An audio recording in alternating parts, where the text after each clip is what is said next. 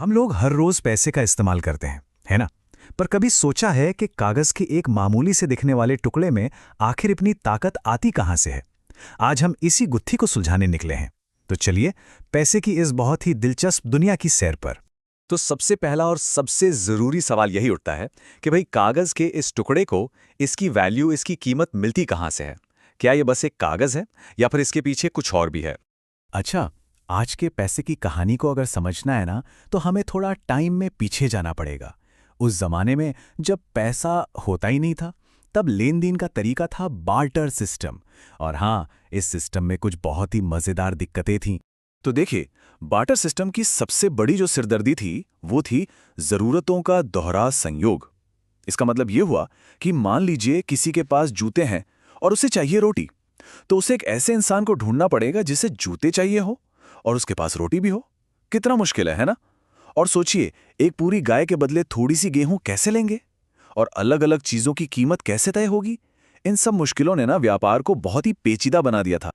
और इन्हीं सारी परेशानियों के हल के तौर पर जन्म हुआ पैसे का।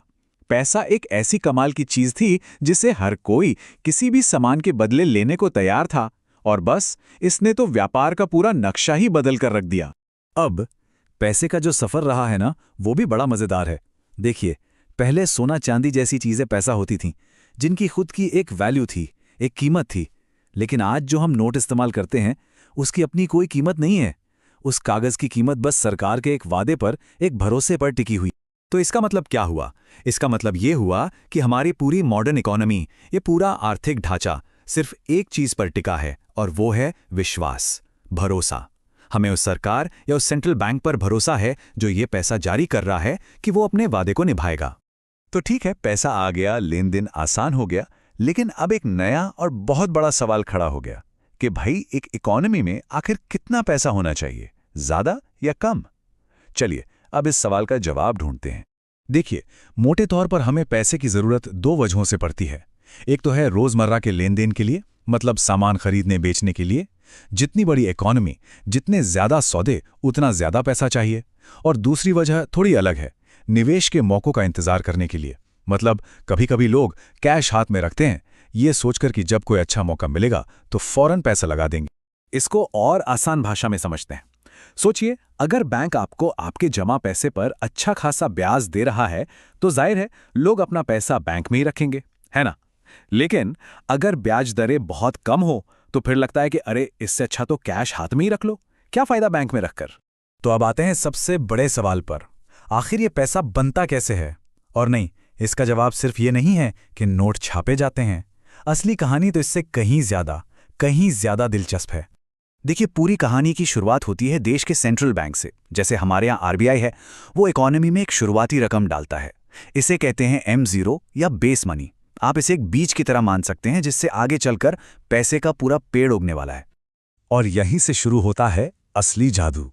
जो कमर्शियल बैंक होते हैं ना, वो इस शुरुआती पैसे को कई गुना, जी हां, कई गुना बढ़ा देते हैं। कैसे? बहुत सिंपल है। वो इस पैसे को लोन पर देते हैं, वो लोन वाला पैसा घूम फिरकर किसी और के खाते में जमा हो जाता है, और बैंक उस जमा पैसे को फिर से लोन पर दे देता है, और ये चक्कर बस चलता ही रहता है। तो इस तरह से पूरा का पूरा बैंकिंग सिस्टम मिलकर उस शुरुआती रकम से कहीं ज्यादा पैसा बना देता है जो सेंट्रल बैंक ने डाला था।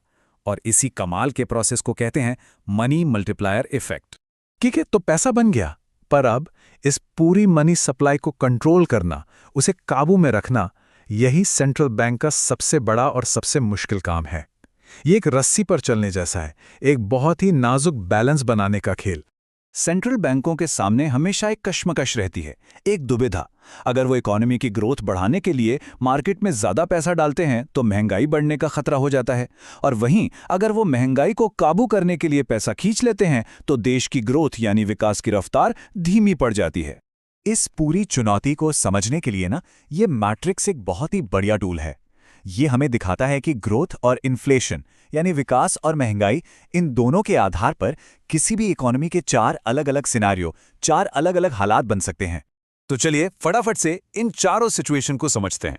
देखिए, जब ग्रोथ भी ज्यादा हो और महंगाई भी ज्यादा, तो सेंट्रल बैंक ब्रेक लगाता है, मतलब नीतियां सख्त करता है।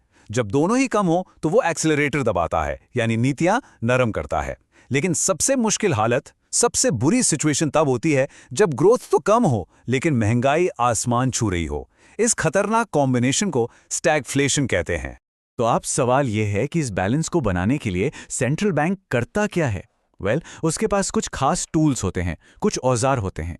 ये टूल्स एक एसी के थर्मोस्टैट की तरह काम करते हैं, जो इकोनॉमी के तापमान को, मतलब पैसे की सप्लाई को जरूरत के हिसाब से कम या ज्यादा करते हैं। तो ये हैं वो 3 मेन टूल्स। पहला है रेपो रेट। ये वो ब्याज दर है जिस पर बैंक आरबीआई से कर्ज लेते हैं। इसे कम करने का मतलब है मार्केट में ज्यादा पैसा। दूसरा है सीएसआर, यानी कैश रिजर्व रेशियो। ये वो पैसा है जो बैंकों को आरबीआई के पास रखना ही पड़ता है। इसे घटाने से बैंकों के पास लोन देने के लिए ज्यादा पैसा बचता है। और तीसरा है ओएमओ, यानी ओपन मार्केट ऑपरेशंस। इसमें आरबीआई सरकारी बॉन्ड खरीदकर सिस्टम में पैसा डालता है या फिर बेचकर पैसा निकाल लेता है। और एक और दिलचस्प बात, सेंट्रल बैंक सिर्फ एक्शन ही नहीं लेते, वो अपने इरादों के सिग्नल भी देते हैं, जिसे स्टांस कहते हैं। अगर वो कहते हैं कि उनका स्टांस हॉकिश है, यानी बाज जैसा, तो इसका मतलब है कि वो महंगाई को लेकर सख्त हैं और ब्याज दरें बढ़ा सकते हैं। और अगर उनका स्टांस डविश है, यानी कबूतर जैसा शांत, तो इसका मतलब है कि उनका फोकस ग्रोथ पर है और वो शायद नीतियां नरम करेंगे। तो घूम फिरकर हम वापस वहीं आ गए जहां से हमने बात शुरू की थी, विश्वास, भरोसा। अगर पैसा सिर्फ एक वादे पर, एक भरोसे पर टिका है, तो जरा सोचिए क्या होगा अगर ये भरोसा ही डगमगा जाए? उस कागज के टुकड़े की फिर क्या कीमत रह जाएगी? ये एक ऐसा सवाल है जो हमें पैसे की असली ताकत और उसकी सबसे बड़ी कमजोरी दोनों की याद दिलाता है।